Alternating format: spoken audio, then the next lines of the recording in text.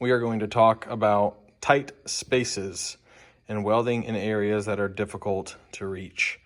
I had made a post about this here on YouTube and figured maybe a little bit of a video would help to kind of alleviate some of the questions within regards to how to get into some of these tighter spaces when building manifolds. Some manifolds are very, very tricky. They don't yield much room at all, and so you've got to get pretty creative. Like with my 4-to-1 equal length Medusa manifolds, it's a 4-to-1. It's 1.5 inch, schedule 10. Goes to a collector, and then that merges into a 2.25 inch secondary. I do offer these in various sizes, 2.5, and I can even go up in size from there, but honestly 2.5 is kind of like, that's a big horsepower header. I mean, we could do a 3 inch, and I've done that before, really build it to whatever the customer wants ultimately. But welding tight spaces can be a little tricky. Now, welding the collector itself isn't too bad, but when you start attaching runners, it starts getting a little tight, cramped for room, getting a torch in there, let alone making sure you're getting enough shielding to get a good weld. Obviously, the more important thing is getting a good back purge. Now, the back purge is a process where you fill the material from the inside with the same shielding gas that will come out of your torch. That helps to keep the weld nice and clean on the inside.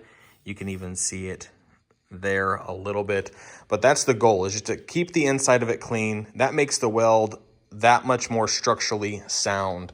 The one thing to remember with argon, with welding gas that you're using for these kind of projects, is that argon is heavier than oxygen. I'll say that again. Argon, your shielding gas, is heavier than oxygen. To imagine it as if it's water.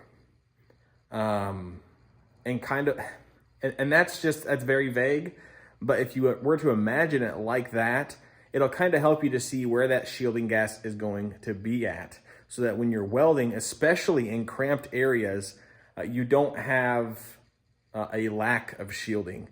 So that's what we're going to talk about in this video. We're going to go over some basic tips and tricks that you can use to help to get a decent weld. You're never going to get a weld that's going to be exactly like a weld that's free and open, right? So you're going to be struggling to get a nice puddle, but there are some tips and tricks that you can use that will help to get a nice clean weld puddle. And the main thing with that is making sure it has shielding, and then the filler material has enough shielding. So you got to be conscious of that as well. So we're going to go ahead and we're going to jump right into this with this manifold here. I've got the other two runners already all made up. Got to tack them up and weld them up. Once that's done, we'll go through the process of getting these runners situated.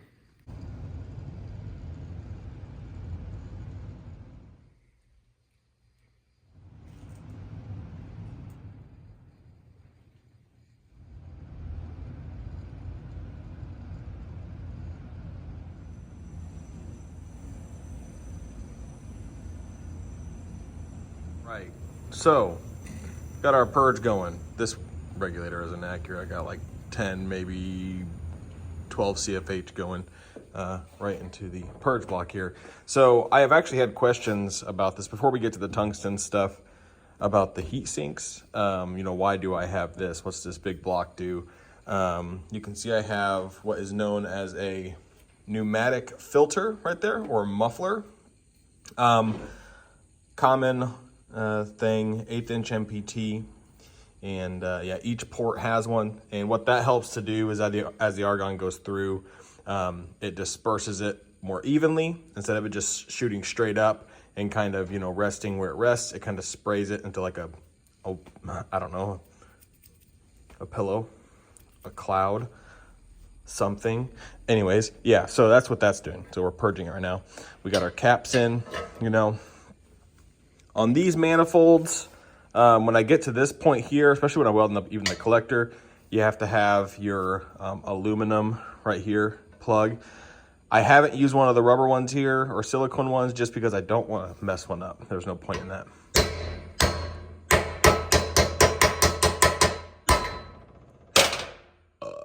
Anyways, so let's get to the nitty gritty. So we had this on the stand. We hard tacked it about 4 times on the collector here, and then 4 times on the head flange. That helps keep that from wanting to move at all, and it being bolted to a nice chunk, solid chunk of aluminum helps to prevent this thing from wanting to warp, move, do whatever it thinks it can do. So get questions about this, and this is where you have to start. This is where I was talking about earlier, where you have to think your way out of a situation, or in this case, out of a weld. So let's go ahead and talk about the tungsten here. So there are some tungstens that don't like to be bent, and then there are some that don't mind being bent. So now, get questions about this. Tight spot welding, how do I get in there and get a weld? You could put a straight piece of tungsten in there like that, and you could get a weld around. But see, the problem is once you get back over here, you're pointing so far that you're pointing such a weird angle with the tungsten being straight ground that it just kind of pushes the weld instead of pushing it down, if that makes sense. So what you do, so you sharpen one of your tungstens and you bend it. This is one I've used. I don't know how many times I've used this, but you can get this thing, you can get it in there, right? But what's nice about it being bent is the angle isn't anywhere near as bad. So you can get you can start getting a good weld going. Now this one isn't too tricky. It's when you get the second runner on where you got to fish the tungsten and torch down in between the runners and get the weld going there. But it's kind of the same principle. You kind of have a array of bent tungsten. This one I kind of bent on like a double angle so that it's still in the flat plane. This one kind of the same as the first one. But you're gonna sacrifice some tungsten. Now this is thoriated tungsten, which I have found, for me personally, this is what I like to use for bending. They seem to hold together a lot longer than like 2% lanthanated, or even the CK Worldwide laser tungsten. The laser tungsten is a remarkable electrode. However, whenever I've tried to bend it, it wants to crack or snap, whereas this tends to hold together a little better. So bend tungsten. That's kind of like the odd trick. Now here's the other tip I would give when doing weird tight spot welding. Keep in mind that argon is heavier than oxygen. So in really weird, awkward, tight spot welding, you might want to get the part to where you have the torch pointed up. Just so that the argon will cover the weld area instead of just blowing over it. There are even other things you have to consider too, such as, you have to keep in mind how air moves and how it moves around. Air will siphon itself out of an area. So if you're welding here, this should be okay because the argon is just pooling right over that, right? That's not that hard of an area. It's gonna hit the collector and roll over it. You only get about, halfway through it, and then you'll have to switch positions and hop to this side. So especially like on the unequal length headers, those are tricky because it gets really tight with all 4 collectors and then the bends bending over the bends.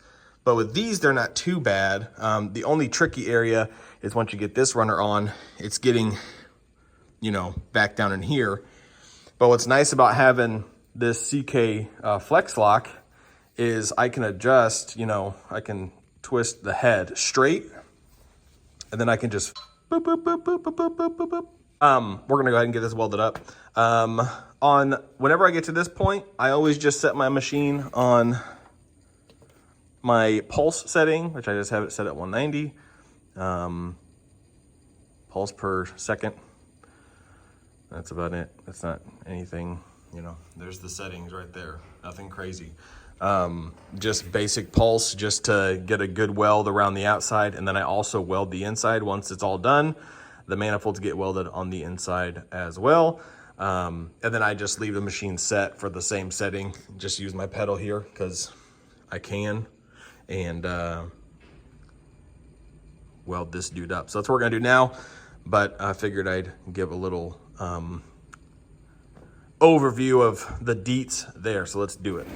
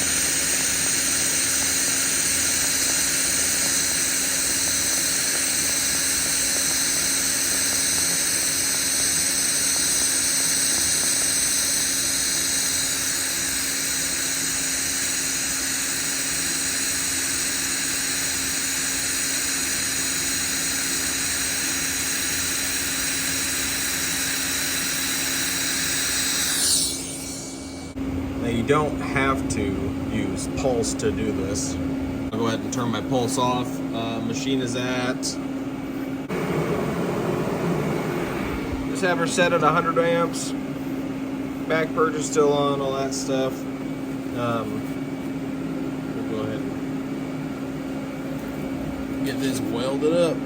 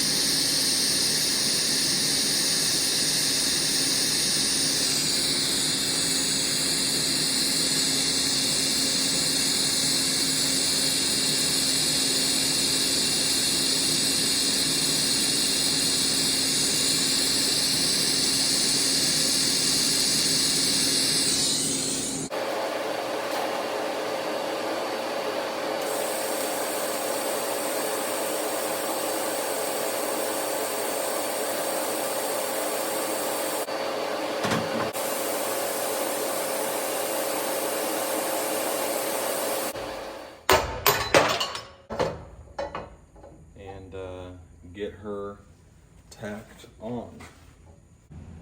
You can see what I'm talking about when it comes to how this one isn't too bad to get a good weld in. Let me wait and get this thing tacked up, and then I can flip it over and kind of show you what I'm talking about here. So with this manifold, it's not too bad. The trickiest part is going to be, you know, getting down into there. But like I said, with this torque, you can just straighten the head to where it gives you a nice low profile, and then you can get this torch all the way down in there. And just a little bit of a twist with this, you can get the tungsten almost wherever you want. However, it's the same thing. You're gonna wanna use a bent tungsten just so you can project the arc in the right direction, right? So you get down in there and you need to project it towards the root of the weld. Now, this isn't optimal, just so we understand this. You're never gonna, in most circumstances in a tight area, it's very hard to get it dead exact to where you have a nice, you know, perpendicular weld, where you have optimal, you know, arc length. The tungsten being perpendicular to the weld is not always going to be. With the bent tungsten, you might have a little off. However, it's better than the tungsten being at like an angle like this trying to get a good weld, because what happens is it like pushes the weld, right? So it pushes it over. Whereas with a bent tungsten, you're gonna be able to get it, you know, fairly close to perpendicular, to where you, not only do you get a nice aesthetically pleasing weld, but it also gets good penetration. It's okay. As long as you get a good weld, you got decent shielding, you know, you can see right about here, right here, you can see a little bit of gray, purplish. So it got some shielding, but it wasn't 100%. And that's okay. That'll be perfectly fine. What's important, really, really important, is making sure that your back purge is set up right. So that's why, you know, having a purge set up like this, especially if you're doing this stuff regularly, is really optimal. If you don't do this stuff regularly and you're just working on, it's a one-time deal, you can use a cylinder head, get yourself some aluminum foil, cap the, you know, head ports, and then do your welding. Cap everything with aluminum foil. I'm not even kidding, straight up aluminum foil. I buy big rolls like that, and I use aluminum foil. And you can even see some like aluminum chunks down there in my little container. But yeah, so I figured I'd show you guys kind of like, not the ins and outs, but just like an overall idea of what you can do with this stuff. You got to think outside of the mold, right, in order to hard reach areas. And what you might even find is that in some cases you might have to dam off areas with aluminum foil so that you get better gas coverage on a weld, especially in a really tight area. With this, I have kind of figured out, you know, the recipe, what works for me, what works for this setup. Let's go ahead and get this dude finish welded out.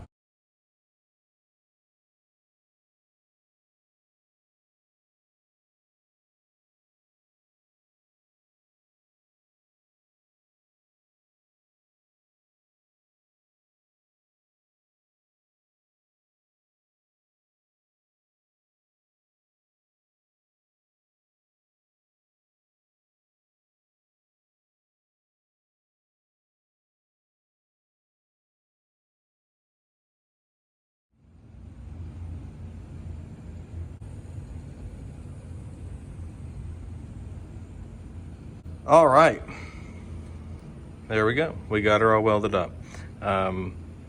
Yeah, just, you know, bend up some tungsten, get in those tight spots and get it done. That's just kind of what you got to do.